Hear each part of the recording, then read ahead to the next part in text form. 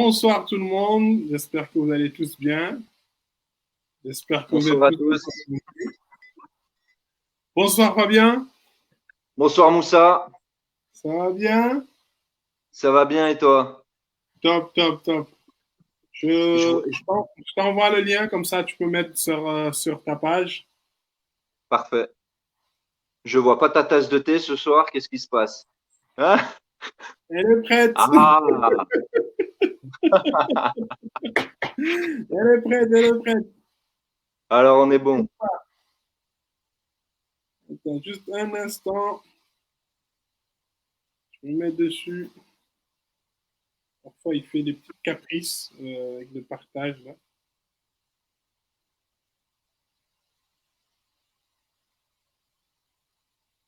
De toute façon, il n'y a personne encore.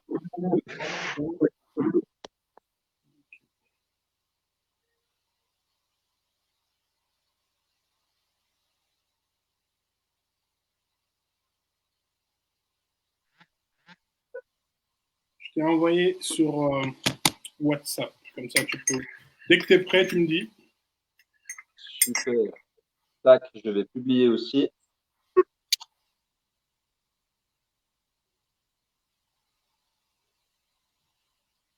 Magnifique.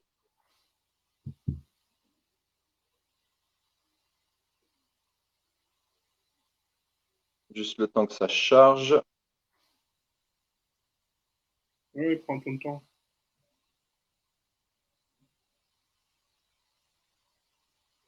On est autour d'un thé. C'est non stress.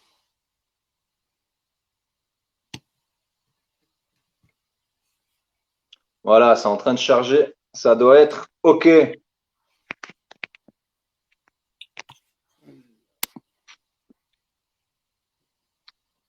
Bonsoir tout le monde. J'espère que vous allez tous bien. J'espère que vous êtes tous autour d'un thé. Nous allons une nouvelle fois mettre en lumière le parcours d'un professionnel.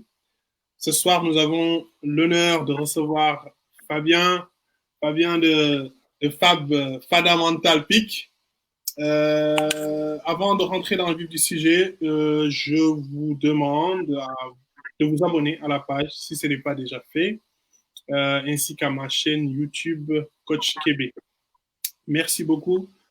Rebonsoir Fabien. Rebonsoir Moussa. Comment Déjà vas-tu? pour bah écoute, ça va très bien. Et toi? Top, top, très bien, très bien. Impeccable. Écoute Moussa, moi je tenais déjà pour commencer à te remercier pour cette invitation. Merci à toi, Fabien. Et puis l'opportunité que ça représente pour moi ben, de partager un petit peu mon parcours, mes expériences de vie, ma philosophie et puis aussi mes activités. Donc je t'en remercie sincèrement. Merci, merci à toi, merci à toi. On va passer dans le vif du sujet. Quel est l'intitulé de ton métier? Quel est l'intitulé de mon métier? Alors tu sais, ça moi c'est une question qui c'est toujours une grande question pour moi. Et puis c'est une question qui nous fait toujours rire avec ma femme. Parce que tu sais, chaque année dans la fiche renseignement parents-élèves, eh ben, intitulé du métier. Et puis c'est vrai que j'ai eu la chance pendant tout mon parcours professionnel de faire beaucoup de choses, de faire beaucoup de choses. Donc aujourd'hui, l'intitulé de mon métier pour vraiment répondre à ta question, on peut dire je suis entrepreneur, je suis un gestionnaire. Et puis dans quoi exactement? Eh bien, je travaille en tant que graphiste designer indépendant parce que bah, j'ai eu la chance de pouvoir donc lancer mon activité avec mon associé donc Dany et puis donc créer Fundamental Pix. Top. Merci beaucoup.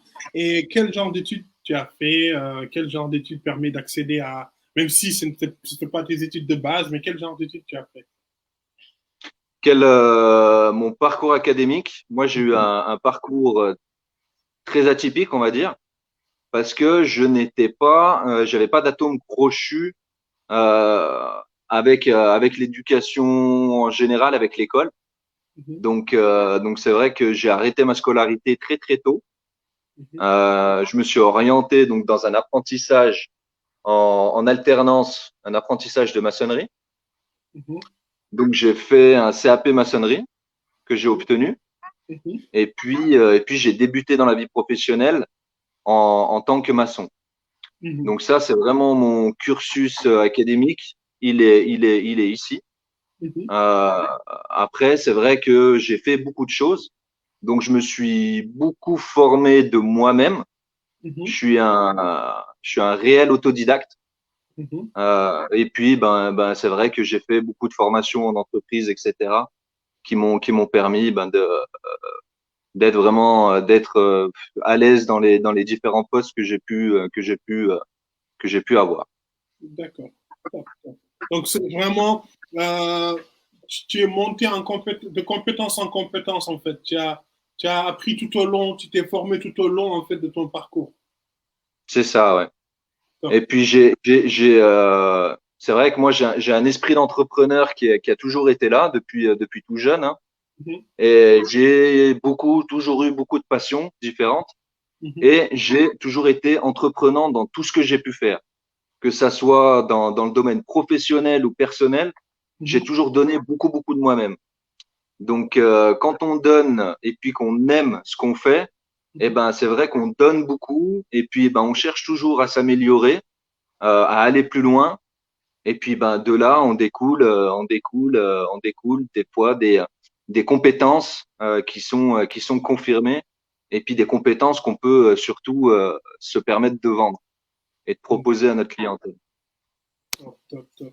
Bonsoir à ceux qui sont là déjà. Il y a Claude, il y a Seb, Bonsoir à tous. il y a Anta, Céline, il y a Mohamed Lamine. Donc, bonsoir à tout le monde. Et quelle est l'évolution aujourd'hui de ton aujourd'hui, au jour d'aujourd'hui, tu es graphic designer. Quelle est l'évolution de ce métier aujourd'hui? L'évolution du métier en termes de graphisme, Mhm. la plus grosse évolution pour moi, parce que évidemment c'est comme dans tout domaine, il y en a énormément, il y en a beaucoup. Mhm. Pour moi, la plus grosse, c'est que euh, il faut qu'on arrive à s'orienter sur différents domaines.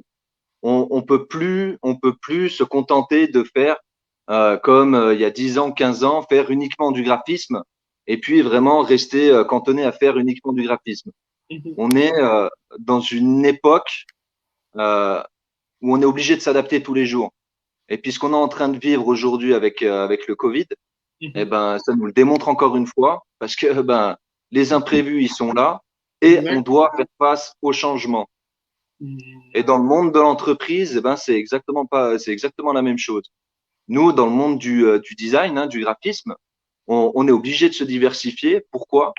Parce que notre clientèle, notre client, il va attendre de nous, oui, effectivement, bah, qu'on est graphiste, donc qu'on lui fasse une identité visuelle, un logo, etc., etc. Mhm. Mais il va pas attendre que ça de nous. Il va nous Mhm. demander souvent un package complet. Donc, il va nous demander souvent bah, de pouvoir lui offrir des supports publicitaires, Mhm. donc du textile, des bâches, des flyers, des cartes de visite, etc.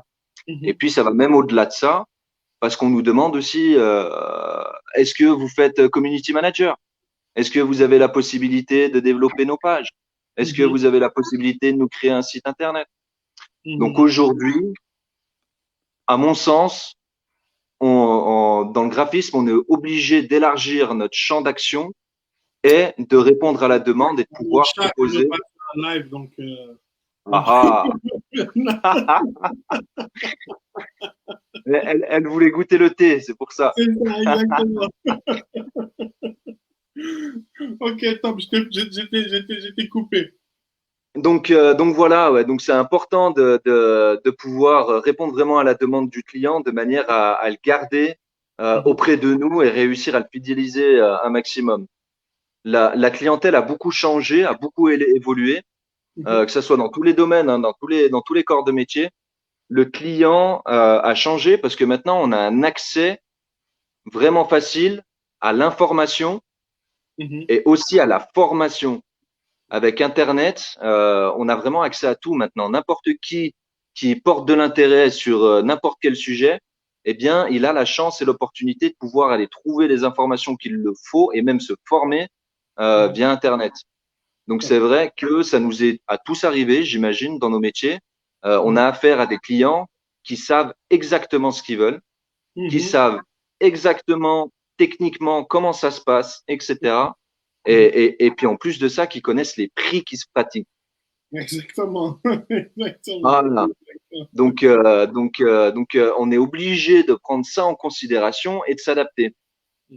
Et puis, un des moyens de s'adapter à ça, je vais faire un petit clin d'œil à une personne qui était déjà venue dans ton interview, dans une de tes émissions il y a quelques temps, c'était Nordine Mohamedou. Oui, oui, oui. Il nous parlait de culture d'excellence. Mhm. On a aujourd'hui des clients, dans tout corps de métier, encore une fois, hein, qui ont beaucoup d'exigences. Mhm. Si on veut répondre à ça, eh ben, un des moyens de répondre à ça, c'est la culture de l'excellence. Mhm. Et c'est quelque chose qu'on a avec mon associé Dany, c'est vraiment la culture de l'excellence. Donc, on a une remise en question perpétuelle qui nous Mhm. permet justement de faire face à toutes les évolutions possibles et inimaginables qu'il peut avoir à travers toutes les activités qu'on arrive à faire aujourd'hui.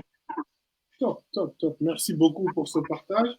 Et quel est le salaire d'un débutant dans le graphisme, que ce soit indépendant ou quelqu'un ou un salarié, le salaire de débutant, par exemple?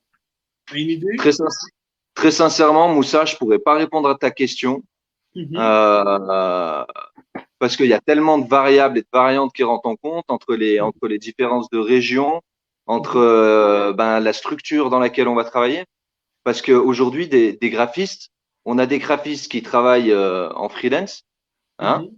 On a des graphistes qui vont travailler vraiment dans des agences qui vont vraiment être plus spécialisées niveau graphisme, on va dire. Mhm.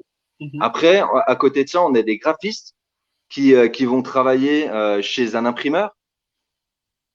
Mais par contre, le gros de leur travail, ce sera peut-être un petit peu moins la création graphique, mais ils vont Mhm. peut-être être un petit peu plus sur l'opérationnel, dans l'impression, etc. D'accord. Donc voilà, c'est vraiment large. Et puis c'est difficile. En tout cas, moi, j'arriverai pas à te donner un Mais ça salaire type. va, les gens, ils vivent bien quand même, hein. Ils arrivent à payer leur loyer et vivent. C'est comme tous les métiers. C'est comme tous les D'accord. métiers. Bon, bah, c'est très C'est bien. comme tous les métiers. On Parce vit que bien à partir du moment qu'on arrive à, à répondre vraiment à la demande Mhm. et puis à savoir évoluer dans le temps. Mais bien Mhm. sûr que on arrive à vivre correctement. On D'accord. arrive à vivre correctement, bien sûr. Bon. Là, on va passer sur des questions un petit peu pour connaître qui est Fabien. Euh, qu'est-ce qui, qu'est-ce qui fait que tu te lèves le matin? Qu'est-ce qui te motive? Qu'est-ce qui me motive à me lever le matin? Je dirais la vie en général, au sens le plus large, la vie. Il y a pas un élément plus qu'un autre qui va faire que je vais être plus ou moins motivé à me lever le matin. Mhm. Moi, c'est la famille, c'est le travail, c'est les amis.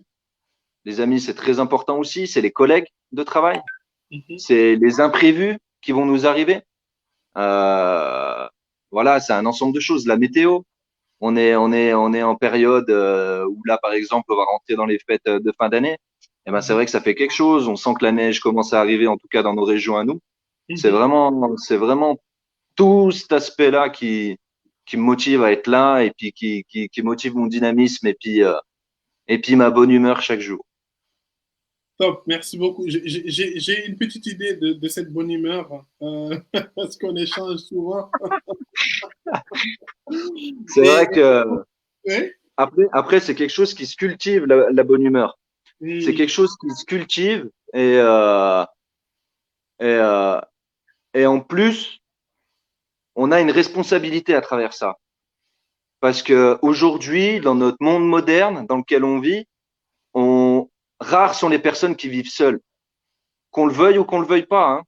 Mais rares sont les personnes qui vivent seules. Donc, on a une responsabilité par rapport aux gens qui nous entourent. Et si on décide d'être de bonne humeur, eh ben, quelque part, on va amener une énergie positive à toutes les personnes qui nous entourent. Et ça, c'est important. Un jour, j'ai un collègue de travail avec qui on discutait souvent de manière philosophique. Et c'est vrai que j'aime beaucoup ça. Et puis, il me disait, on a le choix, en fait. J'ai le choix, mais tu as le choix aussi. Quand tu te lèves le matin, peu importe ce qui t'est arrivé la nuit, t'as eu ta fille qui a été malade, donc t'as beaucoup moins dormi, t'as peu dormi. Peu importe les circonstances, peu importe le contexte. Chaque matin, tu as le choix, j'ai le choix, nous avons tous le choix de se dire comment je vais aborder cette journée, cette nouvelle journée. Dieu nous offre la chance, l'opportunité de pouvoir être là et d'avoir un nouveau moment, mais de quelle manière je vais l'aborder? Mais ça, faut réussir à conscientiser là-dessus et puis se dire, ben aujourd'hui, je me lève, je veux attaquer ma journée de manière positive, et ben, pouf, j'appuie sur le petit bouton et je me mets en mode positif et j'appelle Moussa et je vais rigoler avec Moussa. C'est tout simple, mais je vous promets que c'est quelque chose qui fonctionne et c'est un état d'esprit à prendre. C'est un petit peu ça, mon état d'esprit en tout cas. J'en connais un petit rayon. Et comment tu décrirais ta journée de travail à ton enfant? Comment je décrirais ma journée de travail à un enfant? Bon, comme tu imagines, je porte beaucoup de respect à ton travail, etc. Donc, je me suis quand même un peu préparé à ton émission. Et puis, c'est une phrase, quand j'ai lu la première fois donc la série de questions, je me suis dit, mais comment je vais lui répondre à cette question? Et puis j'ai été super étonné parce que quand je me suis mis vraiment dans une réflexion un petit peu plus sérieuse sur les questions, eh ben la réponse elle est venue instantanément. Et puis nous dans notre métier, avec mon associé Dany, comment expliquer à un enfant, même le plus petit, qu'est-ce qu'on fait? Ça serait de lui dire que nous créons une image qui lui permet de vendre plus. Ouais. D'accord? Ouais. J'aurais pu dire plein de choses. J'aurais pu dire, ouais, je cherche à créer une image qui reflète mon client ainsi que son activité, etc. Non, non, non, attention les gars. Si on cherche à avoir une identité visuelle ou un nouveau logo, il y a un intérêt derrière. Exactement. Et puis c'est vrai que en tant qu'humain, même un entrepreneur, on a du mal à dire la finalité de notre business, c'est le chiffre, c'est le chiffre d'affaires. Et quand on cherche à travailler son identité visuelle ou son logo, la finalité, c'est pour développer notre business. Exactement. Alors Bonsoir. oui, bonsoir Fatou. Donc oui, quand on cherche à faire un logo, on va chercher à ce qu'on puisse retrouver qui on est, ce que l'on fait, mais aussi comment on le fait. Et c'est le fait d'arriver à capter tout ça à travers une image qui va faire que les clients vont venir. Que les clients, ils vont déjà avoir, on va déjà briser la glace en se faisant un premier opinion sur la société avec laquelle on risque de s'engager, ou avec laquelle on pense s'engager en tout cas dans un premier temps. Donc cette phrase, ouais, créer une image à nos clients qui leur permettront de gagner plus, de vendre plus. Top. Merci beaucoup, Fabien. Et quelle est ta plus belle, si on peut dire, ton accomplissement personnel, le plus beau accomplissement, que ce soit personnel ou personnel? Yes. Après, le plus bel accomplissement personnel, moi je suis père de 2 enfants Donc, ça fait un petit peu bateau de venir là-dessus, mais c'est tellement réel. Alors, je vais pas vous dire que mon plus bel accomplissement personnel, c'est d'avoir aujourd'hui 2 enfants, mais mon plus bel accomplissement personnel, c'est quand je prends du recul, que je prends de la hauteur, que j'observe mes enfants réellement, je les observe et que je vois les personnes qu'ils sont en train de devenir. Et que je vois qu'ils sont pas en train de devenir un petit Fabien ou ma fille, une petite Mélissa, qui est ma femme. Non, je vois qu'ils sont en train de se construire eux-mêmes. Et ça, c'est une grande fierté. Ça, c'est une grande, grande fierté. Et au Et niveau puis après, un accomplissement professionnel, euh, l'accomplissement professionnel pour moi, c'est d'avoir toujours été légitime dans dans tous les postes et fonctions que j'ai pu avoir pendant mon activité professionnelle. On, on a toujours été, on est souvent conditionné à avoir des barrières ou des plafonds. Et puis c'est vrai, il y a des choses, des fois, on se dit, mais c'est pas possible. Je suis maçon de métier. C'est pas possible. Comment tu veux imaginer devenir graphiste? Tu es maçon. Tu vois ce que je veux dire? Et j'ai fait beaucoup de choses. J'ai été entrepreneur avant d'avoir lancé Fundamental Pix avec mon associé Dany. J'ai été adjoint gérant d'un beau magasin sur Lausanne. J'ai été chef d'équipe dans différents projets. J'ai fait beaucoup de choses et j'ai toujours eu la légitimité dans tout ce que j'ai fait. Et puis une chose qui était très importante pour moi, c'est d'être unanime dans ce qu'on fait. Et l'unanimité, c'est très difficile de l'avoir, très difficile. Mais ça a toujours été quelque chose d'important pour moi. Donc, on rejoint peut-être un petit peu la culture de l'excellence, mais c'est quelque chose que j'ai toujours porté énormément d'importance. Donc après, tout s'explique. Hein, si on fait des retours en arrière par rapport à nos expériences de vie, etc., on arrive à comprendre pourquoi. Et j'ai compris pourquoi. Euh, mais très sincèrement, c'est sûr que ça coûte des efforts. Ça demande du travail, beaucoup de travail. Mais c'était quelque chose dont j'avais besoin, dont j'ai toujours besoin. Et jusqu'à présent, ce que m'a démontré l'expérience et ce que m'a démontré la vie, c'est que ça paye. C'est que ça paye. Moi, j'ai essayé, comme tout le monde, de jouer au loto. J'ai essayé je sais pas, des fois d'être au chômage une période de 2 semaines. Ça marche pas pour moi. Ça a jamais marché. Par contre, le travail, j'ai toujours énormément travaillé, toujours avec énormément de passion, et ça a toujours fonctionné pour moi par rapport à ça. Donc, ouais, accomplissement professionnel, légitimité dans tous les postes que j'ai pu occuper et unanimité. Merci beaucoup, merci. Et en 3 mots, comment tu décrirais ton rôle aujourd'hui? Aujourd'hui, à travers Fundamental Pix, 3 mots, je dirais un, satisfaire, Mhm. 2, fidéliser et 3, développer. Pourquoi satisfaire ou comment satisfaire? Mhm. Je dirais satisfaire via la création de ce qu'on fait, satisfaire via les services et prestations qu'on propose. Mhm. Parce que comme je te l'expliquais tout à l'heure, on se cantonne pas à uniquement proposer des services de création graphique. On Mhm. propose tout un package à côté, comme des outils marketing pour développer le business, des suivis sur les réseaux sociaux, des créations de sites internet, de l'impression tout support. Voilà, on a vraiment une palette très très large de services à proposer. Donc, satisfaire le client par notre création et puis par les prestations qu'on arrive à lui proposer.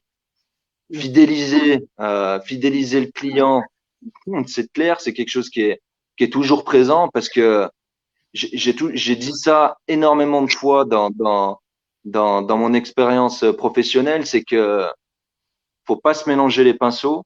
Le premier client, à mon sens, ça n'appartient qu'à moi, mais le premier patron, c'est le client.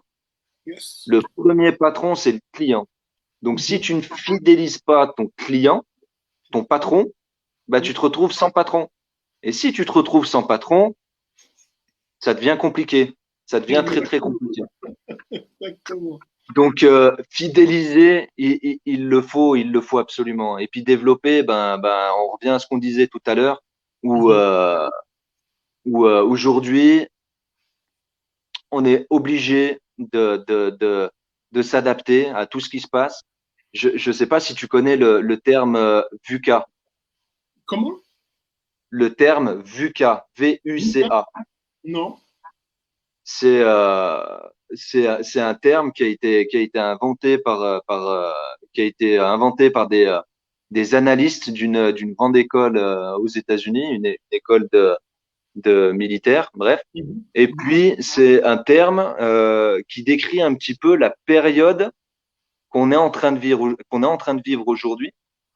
Et puis ils avaient déjà annoncé ça il y a des années en arrière. Et moi j'ai eu la chance d'apprendre ça à travers une formation de management que j'avais eu la chance de suivre auparavant, bref. Et puis le terme VUCA, donc il disait préparez-vous à ce que vous allez vivre ces prochaines années, parce que votre génération va vivre une période VUCA.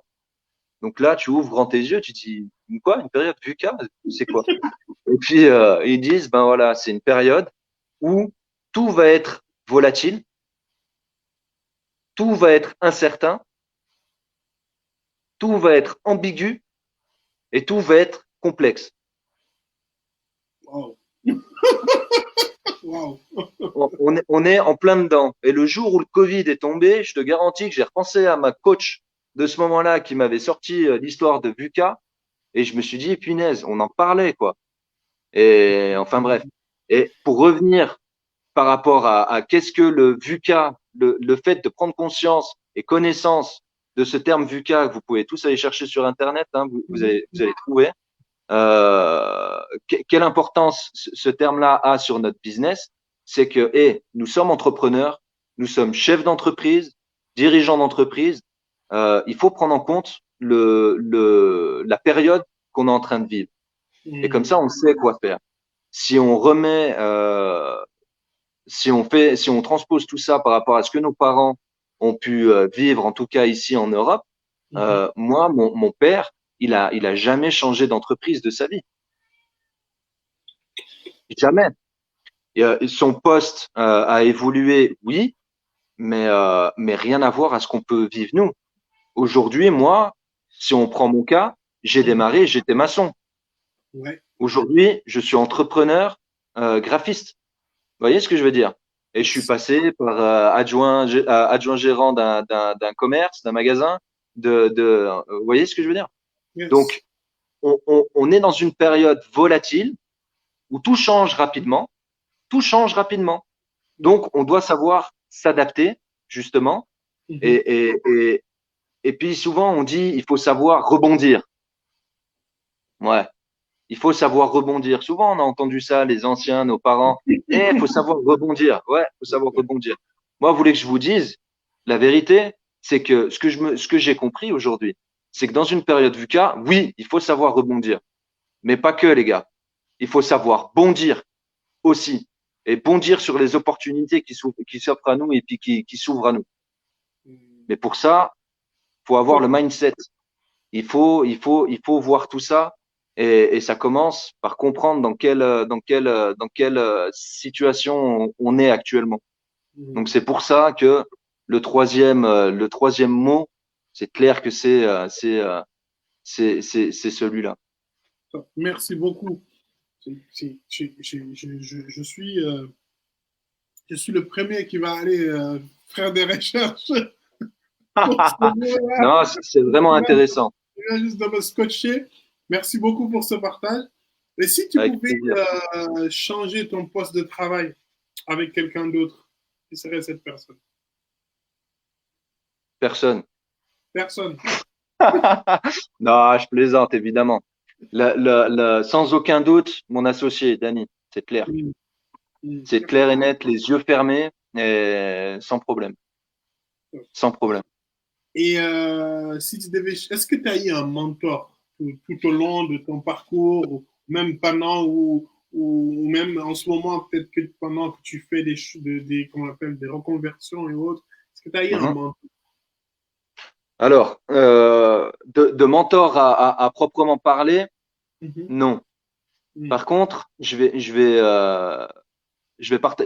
partager quelque chose avec vous aussi, ouais, par rapport à ça. mm, Le mentorat, pour moi, c'est vraiment un système d'éducation qui me parle énormément. Alors, mm, j'ai malheureusement, je sais pas si on peut dire malheureusement, mais en tout cas, j'aurais aimé pouvoir en bénéficier plus mhm, parce que ben, j'ai été très réceptif à ça. mm, Le mentorat, c'est quand même quelque chose de différent d'un cursus normal dans le sens où euh, on a vraiment un accompagnement sur la pratique. mm, Et peut-être pour des personnes comme moi où je me sens beaucoup plus à l'aise dans la pratique que la théorie, eh mhm, ben, c'est quelque chose qui m'apporte beaucoup. Et je pense que depuis la nuit des temps, ce qui a formé un homme ou formé une femme, mhm, eh ben, c'est ça, c'est l'échange. mm. C'est Oh, l'échange. Et le mentorat, je pense que c'est la meilleure des choses. Nous, à mon échelle, donc comme je vous disais, moi j'ai fait un CAP de maçonnerie. Et mhm, puis c'est vrai que nous, dans ce système d'éducation-là, je me souviens, ils mettaient en gros, moi j'ai été dans une MFR, donc ils mettaient en gros MFR, donc c'est maison familiale et rurale, en ouais, gros en dessus, en dessous, réussir autrement.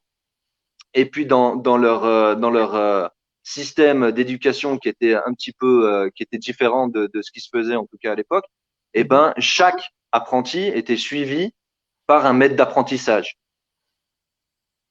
Donc, grosso modo, c'est un mentor. On l'a pas appelé mentor, mais c'est un mentor.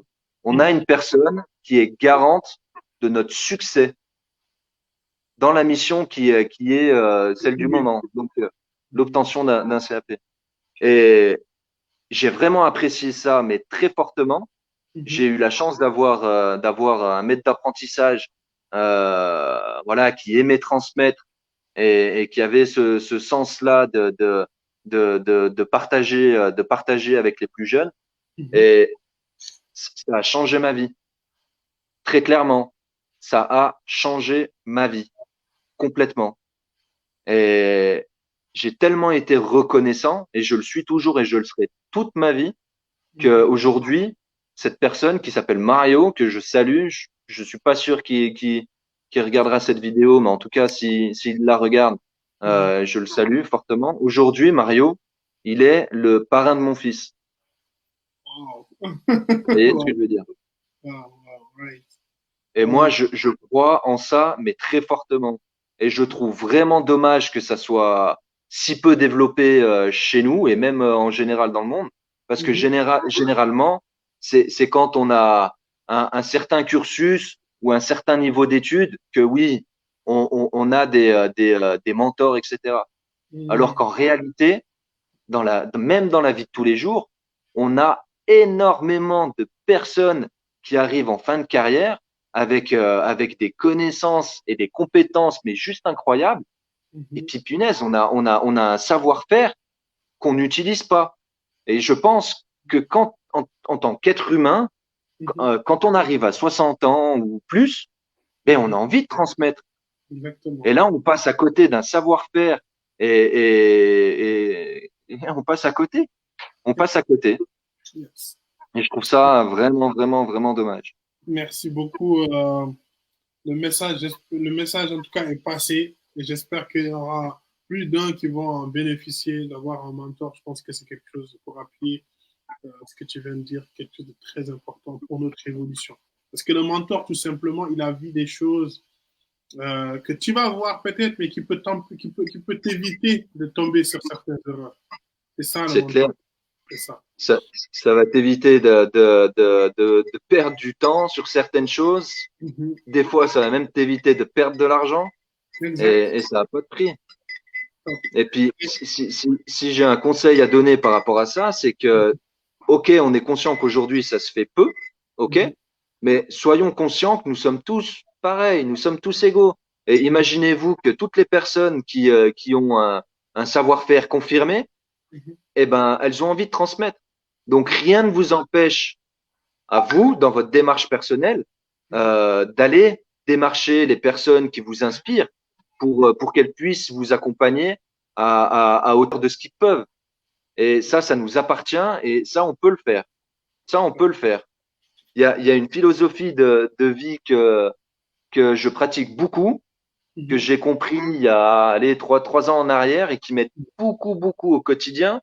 C'est on a plusieurs choses, on a plusieurs façons de réagir aux problématiques qu'on rencontre dans notre vie. Par exemple, si on prend cet exemple concret par rapport au mentorat, euh, on pourrait réagir en se disant, ouais, mais moi je suis pas comme Fabien, je j'ai pas fait mon école à la MFR, donc j'ai pas eu de maître d'apprentissage. Et puis j'ai pas fait des études d'un niveau assez élevé pour pouvoir avoir un mentor. Donc ouais, ben moi je n'ai pas accès à ça. Si seulement l'éducation nationale en France verrait les choses autrement, ferait évoluer, hein. Bref, Bref, je m'arrête là. Mais pour qu'on comprenne ce que je veux dire, c'est qu'il y a deux façons de voir les choses. L'humain, en tout cas chez nous en Europe, de base, on est conditionné et habitué à ce que notre cerveau réagisse de manière intuitive à une problématique en se disant pourquoi, pourquoi moi, mais pourquoi moi, je mérite pas ça, tu te rends compte tout ce que je travaille, tout ce qu'on veut, pourquoi moi. Ou oui, mais moi, c'est pas pareil, j'ai pas le temps. Oui, mais moi, c'est pas pareil, j'ai peu de moyens. Oui, mais Mhm. moi, tu vois bien, on m'a pas appris. Euh, le oui, mais tant qu'on est dans cette phase-là, dans le oui, mais ou dans le pourquoi, il ne sortira pas d'action de notre part. On Mhm. n'aura pas d'action qui va sortir d'un oui, mais ou d'un pourquoi. Donc, bien sûr, il est important de comprendre ce qui nous arrive et pourquoi il nous arrive. Mais attention, perdons pas trop d'énergie et de temps avec ça. Et switchons cette étape. On prend le oui, mais, le pourquoi, on l'enlève et on habitue notre cerveau tout de suite à dire comment. J'ai une problématique, comment je peux y répondre. Là, on cause. Là, on parle. OK, un mentor, j'y crois. J'aimerais avoir un mentor. Oui, mais non, j'oublie. Pourquoi? J'oublie. Comment? Comment je peux procéder? OK, je vais me renseigner autour de moi dans mon cercle d'amis qui fait le même travail que moi. Je vais rechercher si peut-être il y a une plateforme en ligne avec des personnes qui seraient disposées bénévolement Mhm. à porter support. Ouais. Vous voyez ce que je veux dire? Là, on parle, là, on avance. Et ça fonctionne dans tout, que ce soit dans notre vie professionnelle ou personnelle, c'est un outil qui fonctionne vraiment. Tout de suite, je réagis comment. Donc Merci voilà. beaucoup. Merci, merci, vraiment, merci. Et si tu devais changer une chose à propos de ton travail, Si je ce devais serait changer une chose par rapport à mon travail, euh, si je devais changer une chose par rapport à mon travail, je dirais, on est dans une société où tout va très vite. Tout va très vite, très vite. Et ce que j'ai pu constater, voilà, ces 5 dernières années. Salut Sylvain, ces 5 dernières années, Mhm. c'est que tout s'accélère, mais fortement. C'est-à-dire que on prend plus le temps. On ne prend plus le temps. Et je le vois dans tous les corps de métier, c'est incroyable. On prend plus le temps. Tout va trop vite et il faut que tout aille vite. Et moi, s'il y a un truc allez, deux trucs qui seraient que j'aimerais bien pouvoir changer dans mon métier, c'est réussir à offrir plus de temps à mes clients.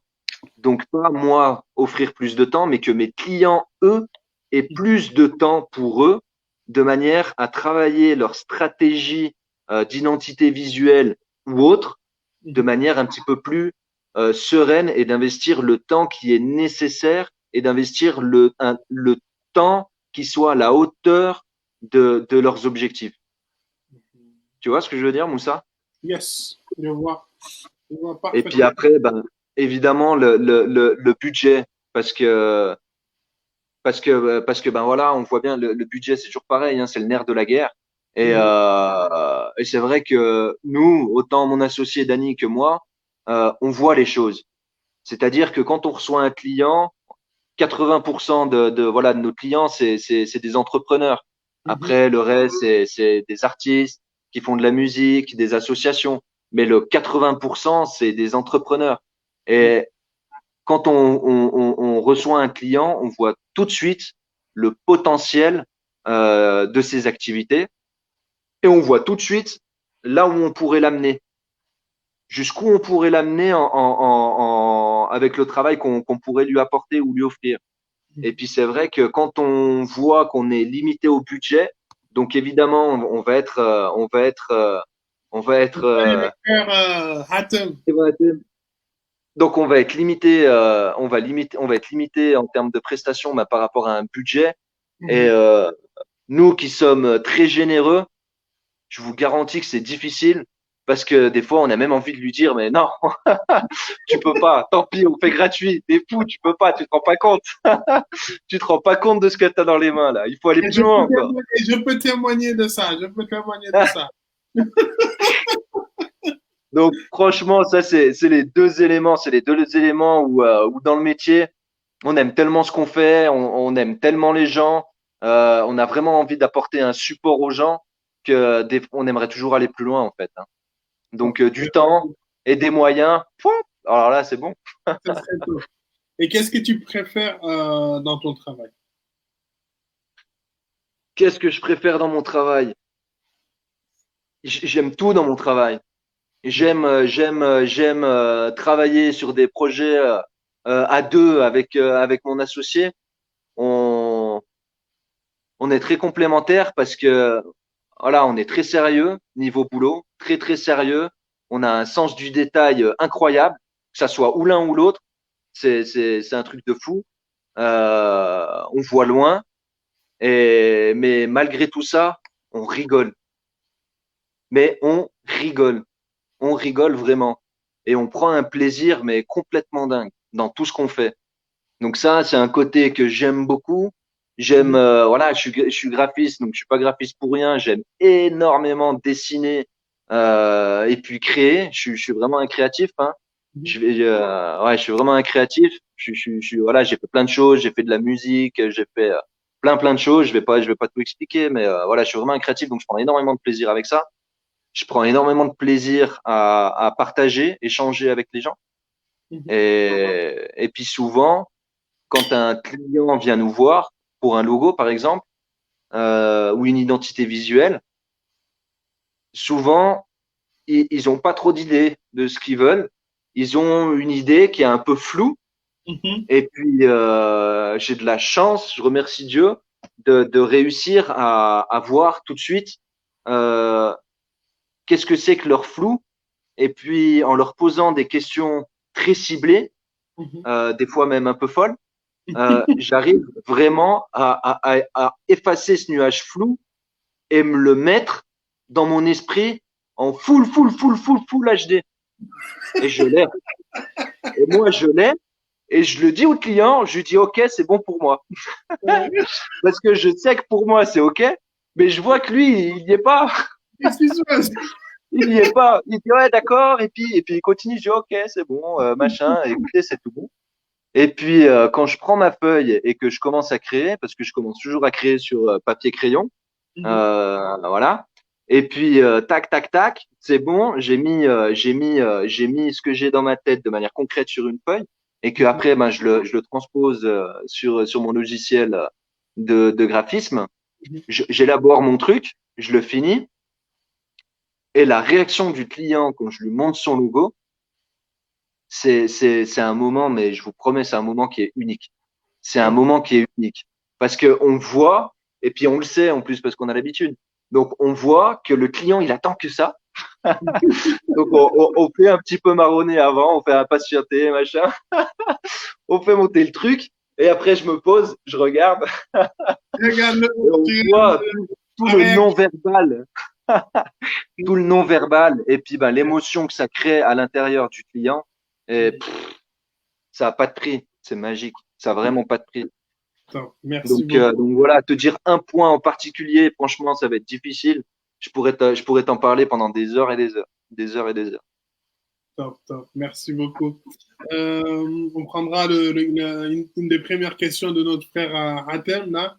On prendra Yes. ça plus tard. Et je pense, et je suis même quasi sûr que tu as eu à encadrer des jeunes recrues.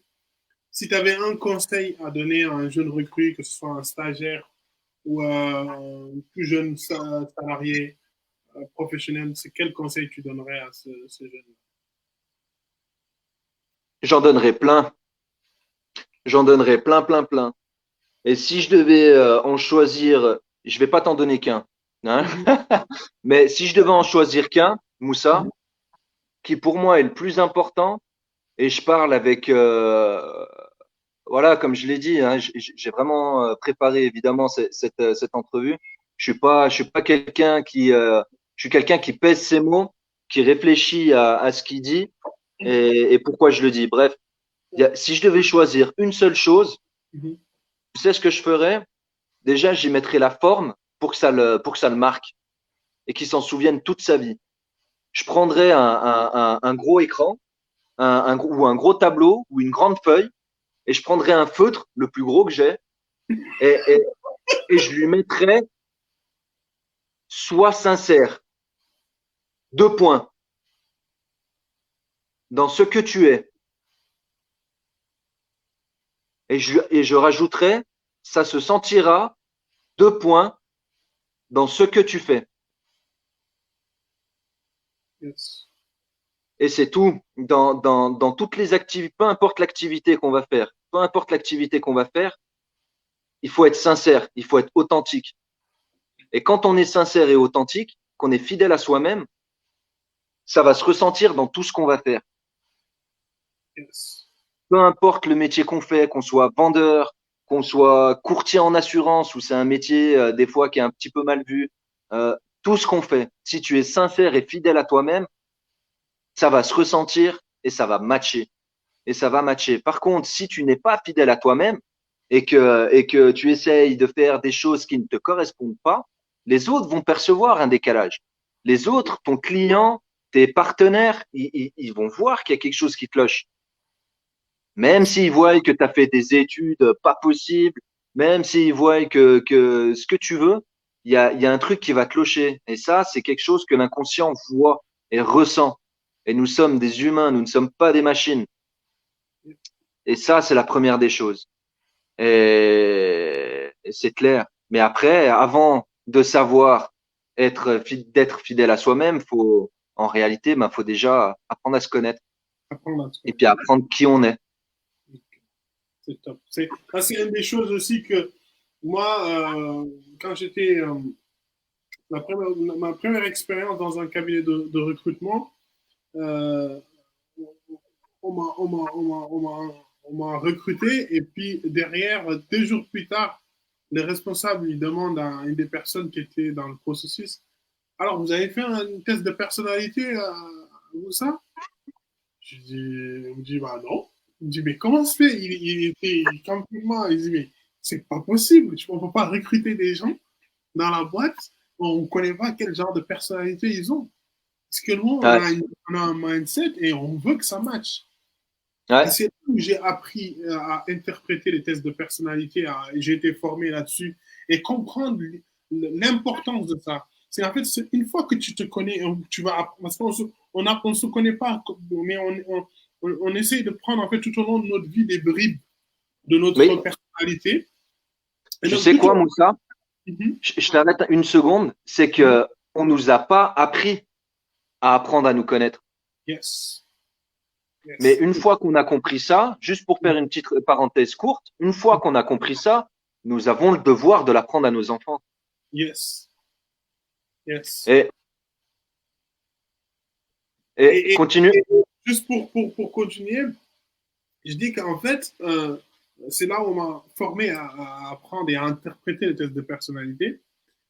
Et l'importance de ces tests-là, c'est qu'à un moment donné, tu te libères, tu te redécouvres, tu découvres une autre. Tu dis non. En fait, tu te dis, mais tout au long de ma vie, je suis comme ça. Et en fait, après, c'est tout au long de ta vie aussi, tu vas construire sur cette branche-là que tu as trouvée, en fait. Tu vas construire là-dessus. Et puis, comme tu l'as dit, et j'insiste là-dessus, c'est après, on va donner ça à nos enfants. Et il faut l'apprendre à nos enfants pour se libérer. Et moi, je pense que ça nous a été caché pas pour rien. Mais bon, c'est Il y a c'est une beaucoup de choses comme ça. C'est bizarre qu'il n'y ait plus de mentors aujourd'hui. Parce que sinon, ça serait dans le circuit tout ce qu'on est en train de parler.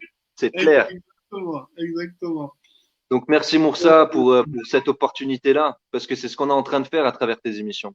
Top. Merci à toi, merci à toi. Et juste pour dire, parler de mentor et parler de coach, voilà un mon coach de basket, Salim Ibrahim.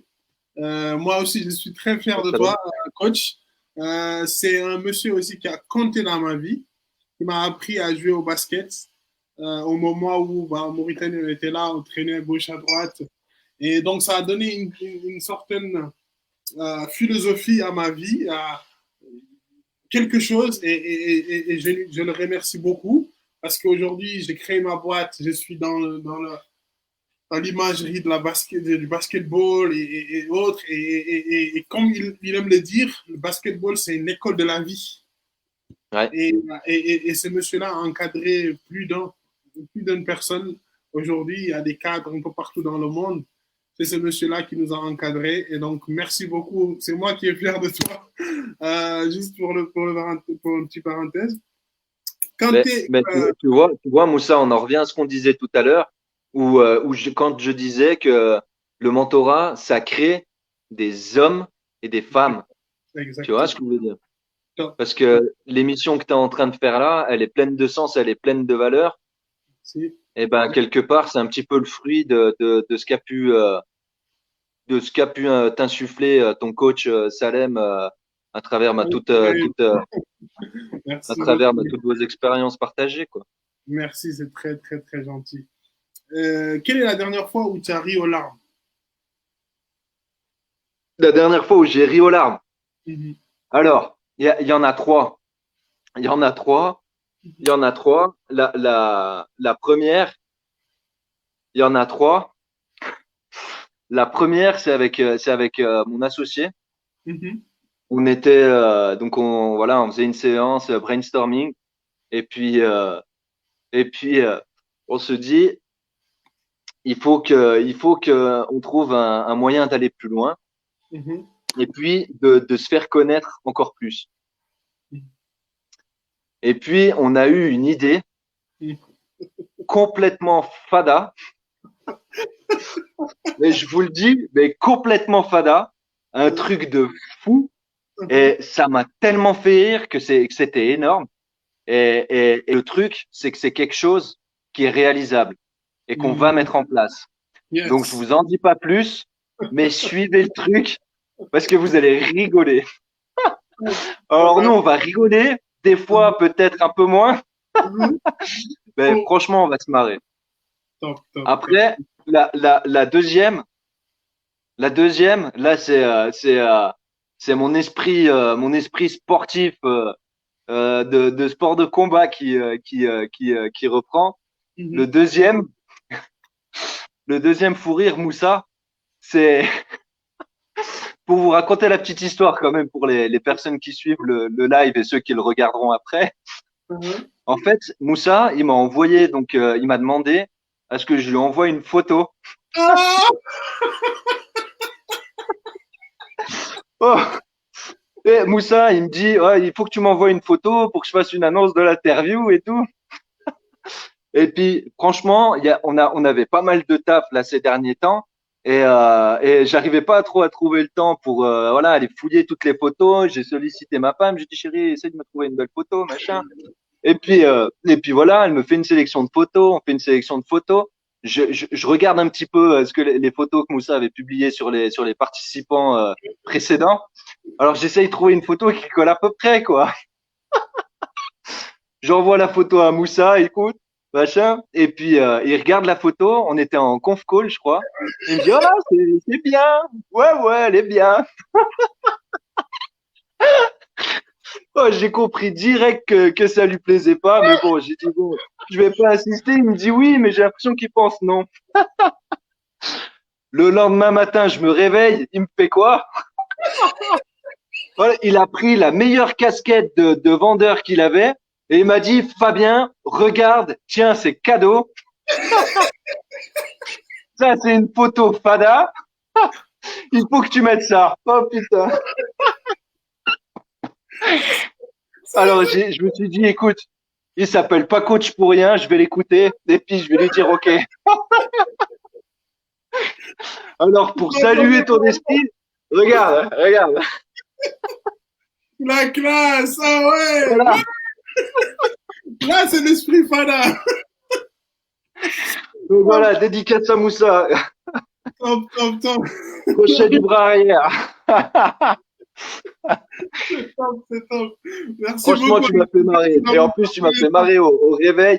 Tu m'as fait marrer au réveil parce que le message, je l'ai vu en me levant. Je me suis dit, oh putain. C'est top. Merci à toi d'avoir partagé ça. Avec Euh, plaisir. C'était fait. Et tu l'as dit tout à l'heure, mais c'est la question, je la repose. Quelle est ta philosophie de vie? Ma philosophie de vie, euh, voilà, c'est très large, une philosophie de vie, hein.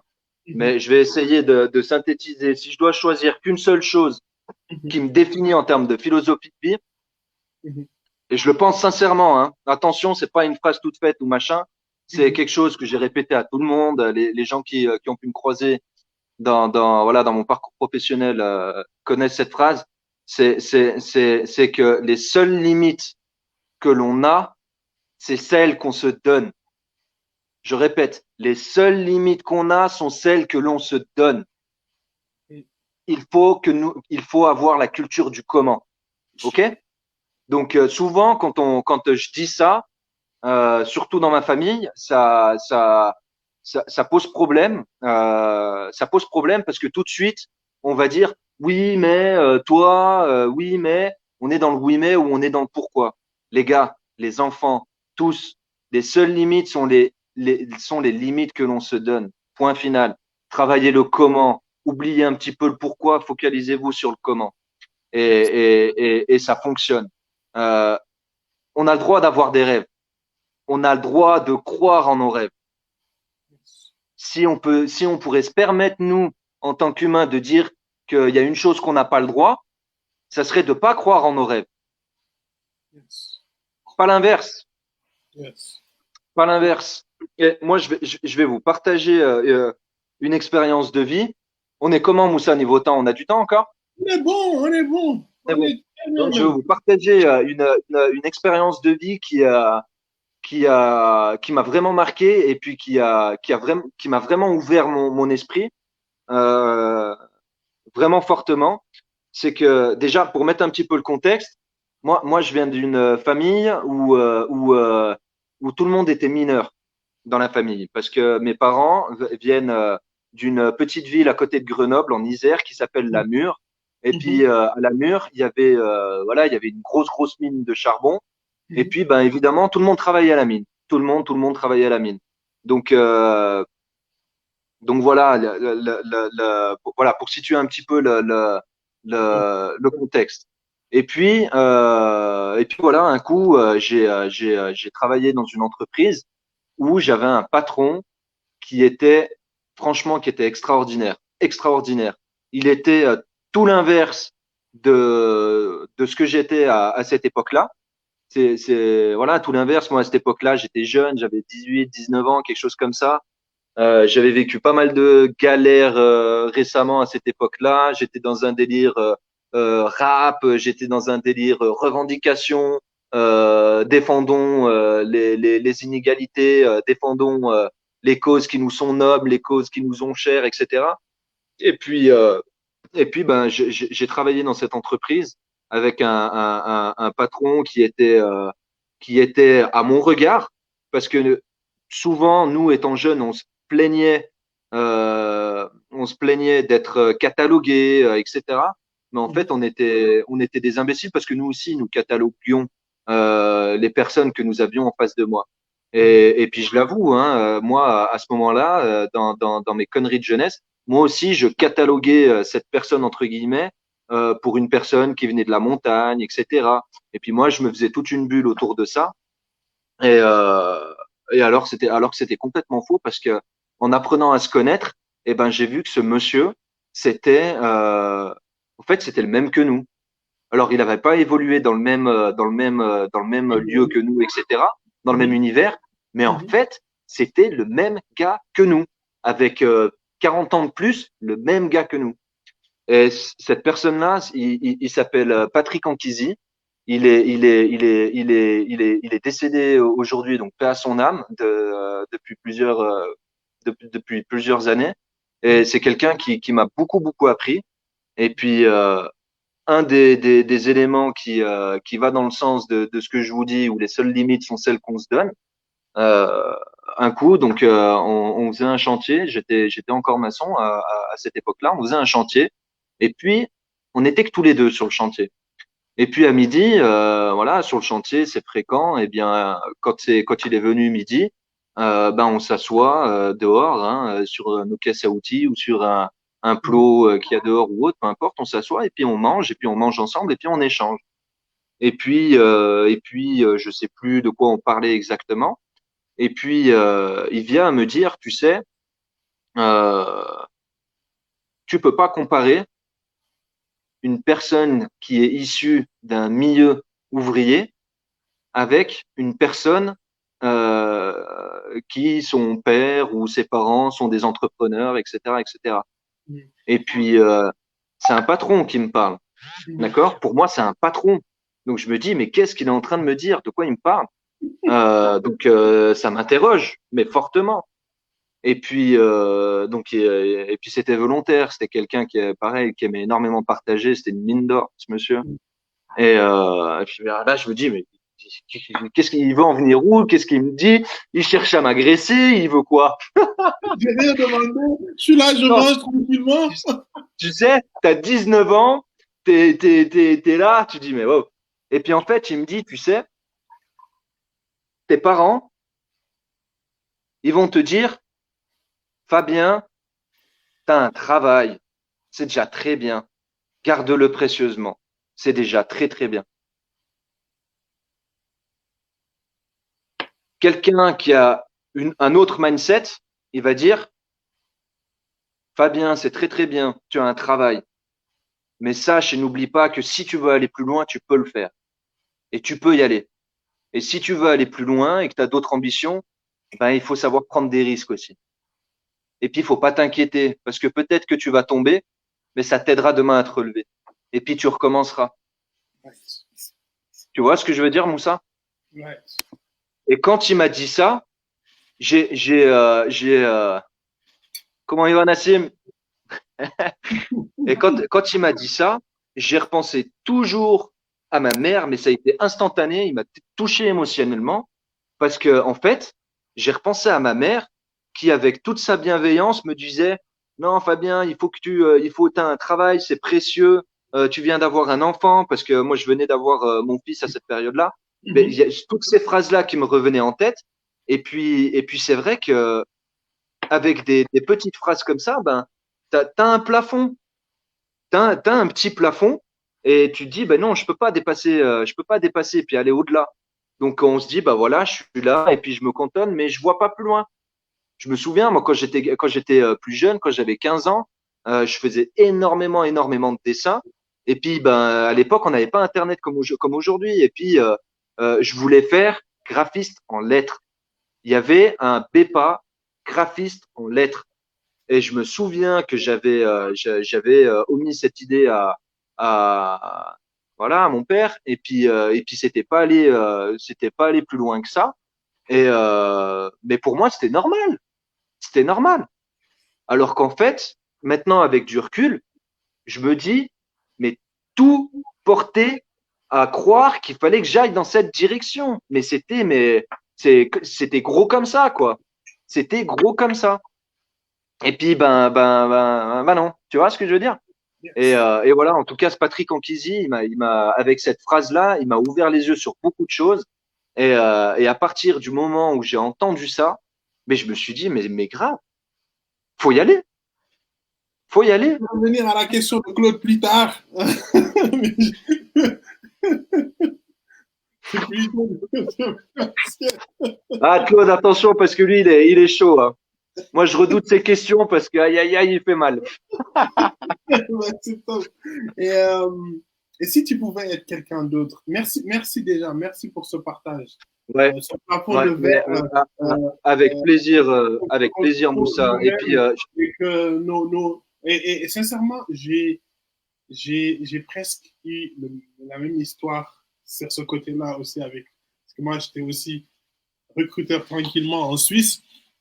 Et quand j'ai décidé de créer ma boîte, ma mère m'a dit, mais Moussa, attention, hein, après ça va être un travail. Tu vois, parce qu'elles le disent, parce que comme tu l'as dit, c'est avant, humain, c'était c'est bienveillant. toute leur vie, elles le font. Hein, ma mère, elle a été enseignante toute sa vie, après directrice d'école. Mais voilà, elles font un truc, ça y est, tu te restes dedans, ça y est, tu as un salaire qui tombe à la fin du mois, tu nourris ta famille, c'est bon. Et elles ont raison de penser comme Bien ça sûr, parce elles pensent sécurité, elles veulent notre bien. Mais bien c'est sûr. vrai qu'on se met des limites. Pourquoi pas créer nous-mêmes notre boîte?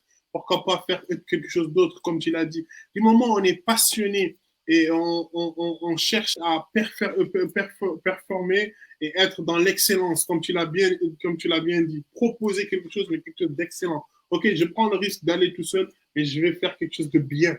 Je vais proposer un bon service. Et puis voilà, si j'échoue, j'échoue. Et je vais recommencer. That's it. C'est clair. C'est tout. C'est Merci clair, beaucoup. Moussa. Mais tu sais, toujours dans la philosophie de vie, très rapidement, il y a un truc aussi où on se fait vite dévoyer, entre guillemets, surtout dans notre société actuelle. C'est que des fois, ben, on perd le sens des priorités. On perd le sens des priorités.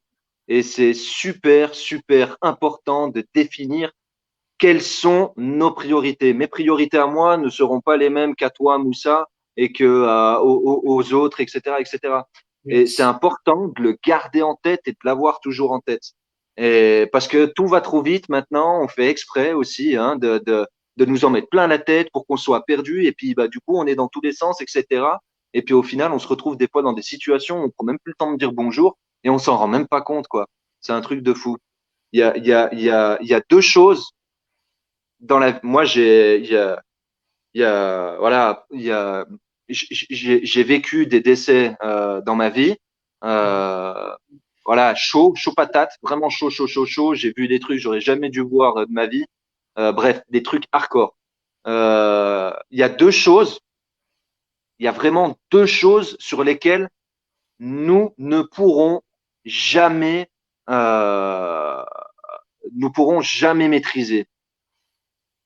Il y a la santé et le temps. Ces deux éléments-là, c'est des éléments qu'on ne pourra jamais modifier. T'as beau t'appeler Bill Gates ou être multimillionnaire, ce que tu veux, mon ami, la santé, si tu l'as perdue, tu peux prendre le meilleur hôpital que tu veux, si elle est perdue, elle est perdue. Le temps, c'est la même chose. Une fois que ta journée, elle est passée, elle ne reviendra pas. Tu as une nouvelle qui va revenir demain, mais tu ne sais pas si tu iras au bout ou pas. Hein.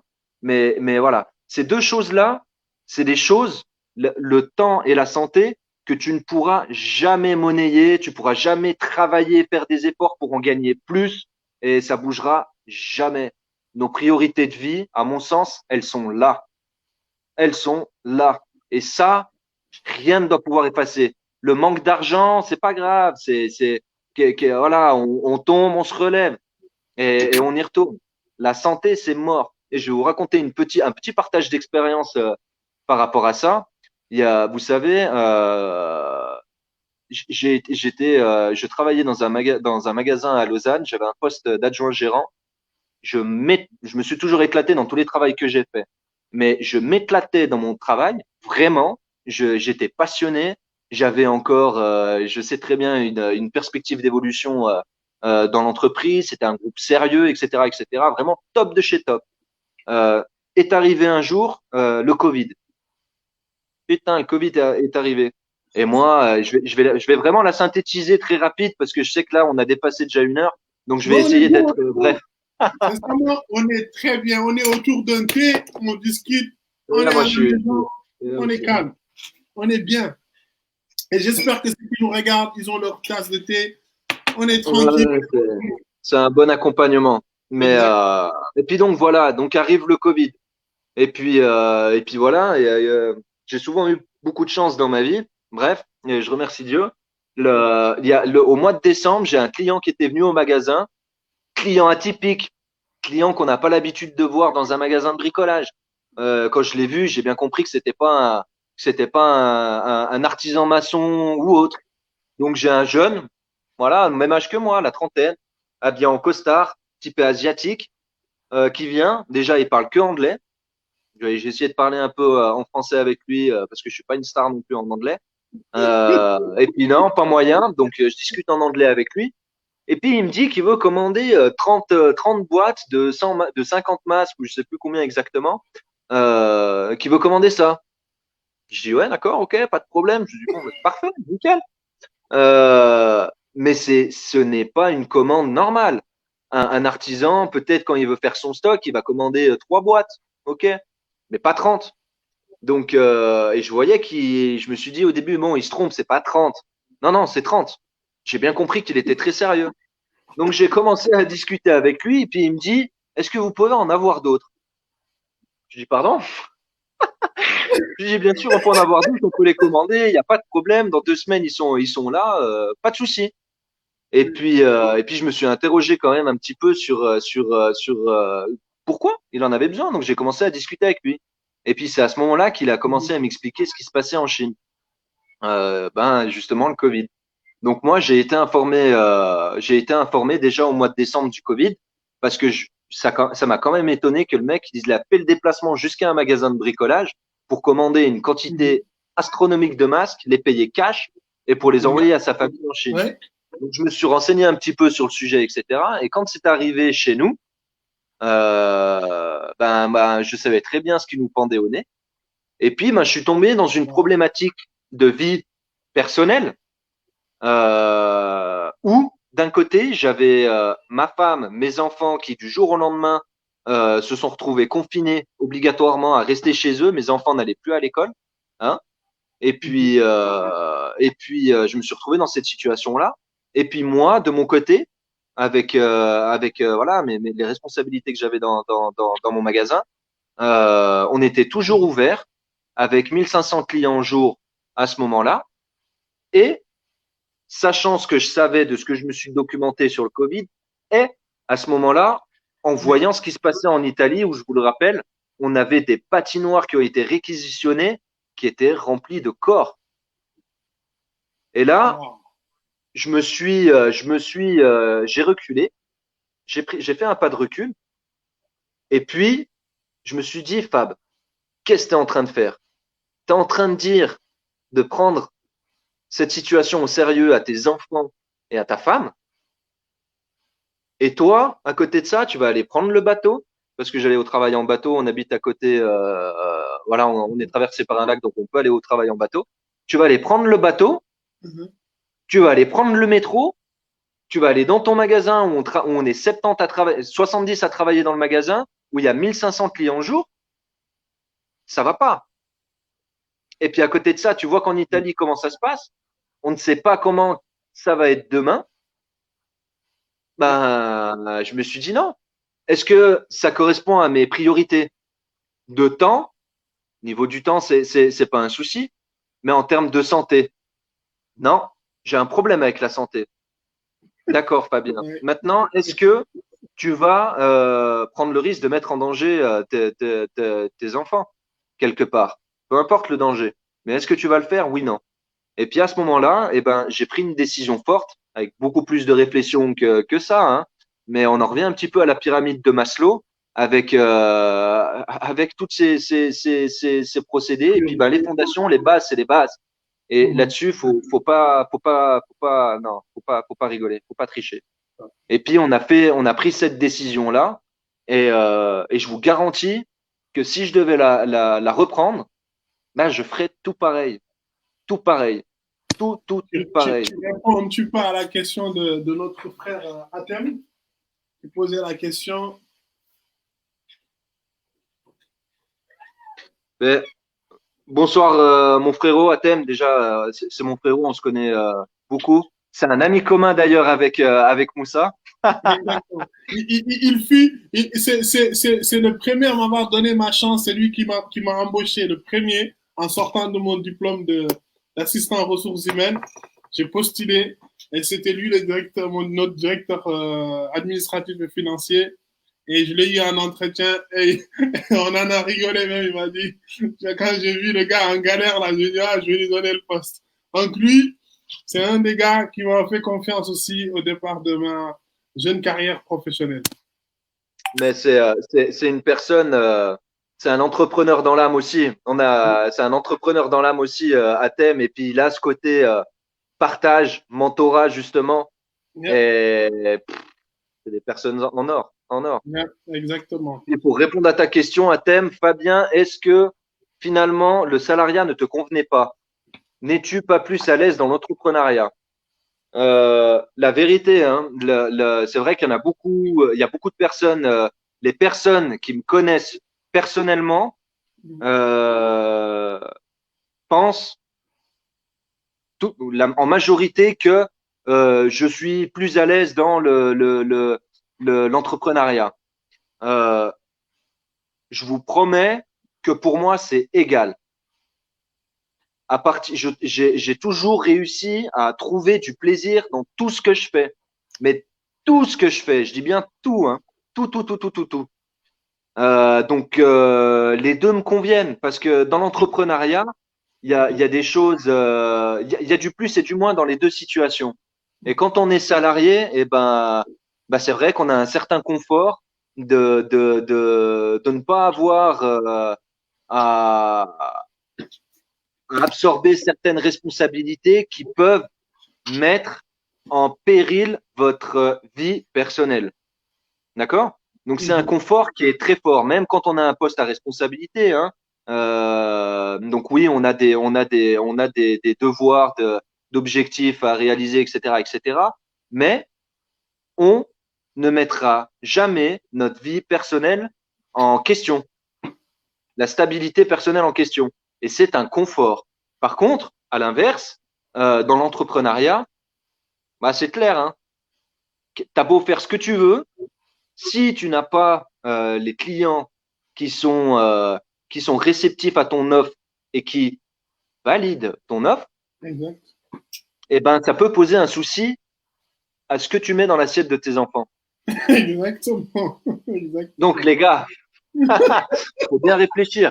Pour Donc, très répondre, pour sincèrement, répondre non, au- les deux me plaisent. Les deux me plaisent vraiment, vraiment. Il y a une chose que je n'accepte pas, c'est je n'accepte pas de travailler pour une personne, sous la direction d'une personne qui, à mes yeux, je suis personne hein, pour juger, mais qui, à mes yeux, n'est pas légitime. Hmm. Que ça soit en termes de savoir-être ou en termes de savoir-faire. Si c'est pas le cas, je ne travaillerai pas. Je m'en fous. Je ne travaillerai pas. Mais sinon, pour le reste, non, j'apprécie énormément les deux, les points positifs des deux. Top. Pour répondre à Claude, c'est lui. T'as vu? On l'a mis tout en avant. Je te conseille d'ailleurs un livre le livre top 50 là, des meilleurs joueurs de la NBA. Et moi, pour moi, pour répondre à ta question, c'est ce gars-là. C'est the only one. Tous les restes là, ils gravitent autour. C'est notre génération en plus, ça, Moussa. Donc, il est d'accord, il est d'accord. Donc là, on est bon alors. On est Tu bon. sais que, Moussa, tu sais que Claude, je pense, en tout cas, moi, c'est la personne qui a le plus de Jordan que je connaisse dans Waouh! mon entourage. Mon pauvre. Mais si tu savais, c'est Il a raison. Il a parfaitement raison. c'est The only one. Google spécialisé dans les Jordan, tu sais. Tu poses une question, il a la réponse et les références. Ah bah, c'est top, c'est top. Il y a une question de Nassim, mais je pense que tu as un peu répondu à sa question. Bon. Abs- euh, Bon, je suis pas quelqu'un qui vit avec les regrets, mon frérot Nassim. Je te salue aussi. Déjà de base, mais non, très sincèrement, si c'était à refaire, je le referais pareil. Ce qui m'a pincé un peu le cœur, c'est de devoir partir comme ça du jour au lendemain parce que ben voilà, je voulais pas retourner au magasin en mettant un risque de contamination et revenir chez moi. Donc ça m'a vraiment dérangé parce que vraiment aimé pouvoir dire des derniers mots ou des mots de départ, on va dire, à tous mes collègues, collaboratrices et collaborateurs. Et Mhm. puis, c'est clair. Et puis, ouais, ça m'embête. Et puis, mon collègue gérant aussi, pour qui j'ai beaucoup d'estime. Et ouais, ça m'a embêté. Mais après, sinon, pour le choix, je suis convaincu et persuadé que c'était le bon choix par rapport à notre philosophie de vie à nous, Mhm. en famille, avec ma femme et mes enfants. Et puis, c'est pas une décision que j'ai prise tout seul, c'est une décision qu'on a prise à quatre avec mes deux enfants, hein, je vous promets, hein.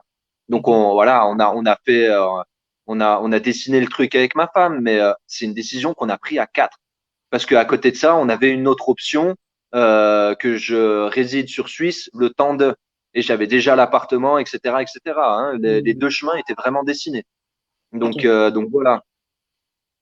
Merci Atem, vraiment, en tout cas, tu as été un vrai chef pour moi, un vrai mentor pour commencer ma vie professionnelle dans les ressources humaines. C'était des rigolades pendant nos pauses, c'était des moments très sympas d'échange, en tout cas, et tu m'as donné ma chance avec Madame Karine Détry, hein, hein, vous étiez les deux à prendre cette décision. Mais j'ai été beaucoup sous ton aile et vraiment, je me suis senti à la maison.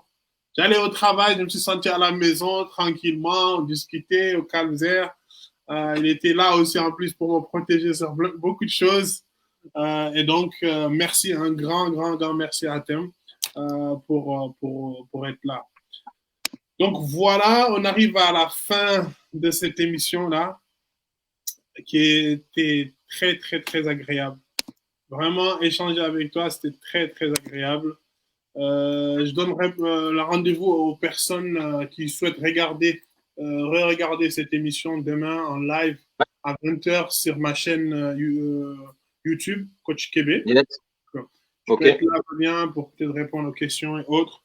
Donc voilà, je vous invite, si ce n'est pas déjà fait, de vous abonner sur ma page Facebook et puis sur ma chaîne YouTube, Coach Québec.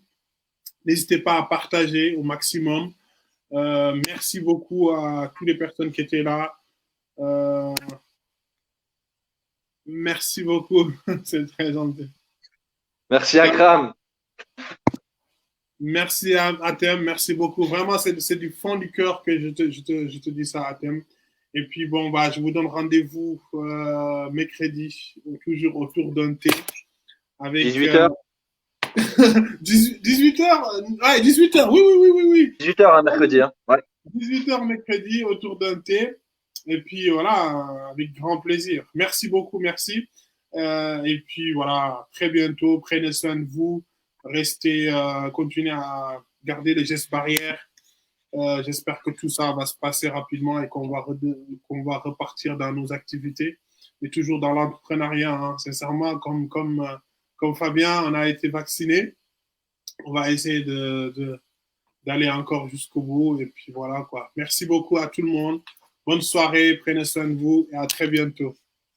Merci à tous. Ciao, ciao. Bonne soirée à tous.